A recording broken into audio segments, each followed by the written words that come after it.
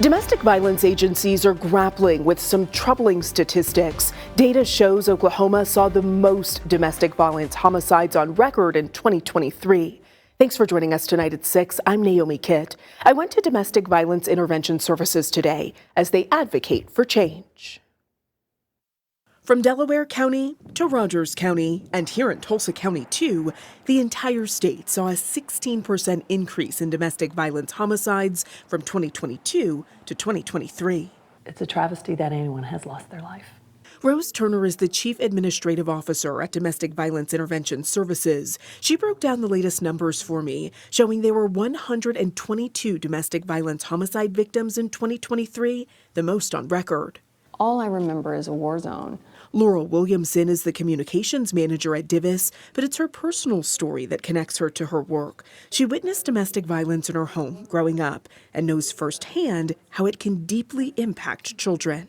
It's terrifying. It's paralyzing. Experts say that a child witness experiences just as much trauma as the physical victim being harmed or as the primary target of the abuse. It's the reason children are a part of the focus of recommendations for the Oklahoma Domestic Violence Fatality Review Board. Laurel says providing trauma-informed services directly to children who are impacted can make a huge difference.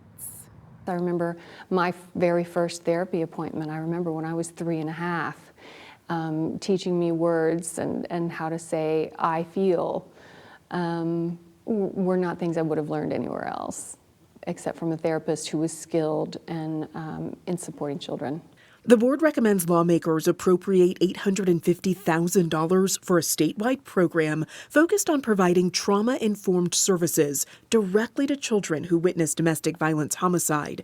This chart shows 49 children witnessed it firsthand in 2023. Children remember it even if they can't express it.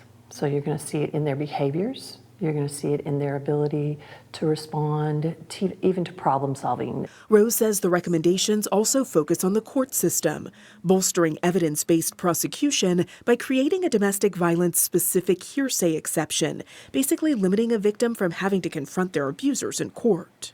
And if that harm doer is someone you love and know and care for, seeing them in the courtroom is very difficult to testify against them.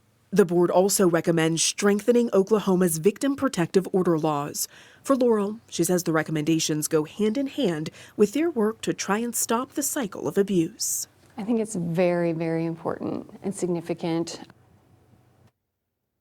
I also learned women were 82% of the victims, ranking Oklahoma in the top 10 states of women murdered by men. We do have resources if you're the victim of domestic violence on our website, kjrh.com, and a full copy of that report. Well, Tulsa's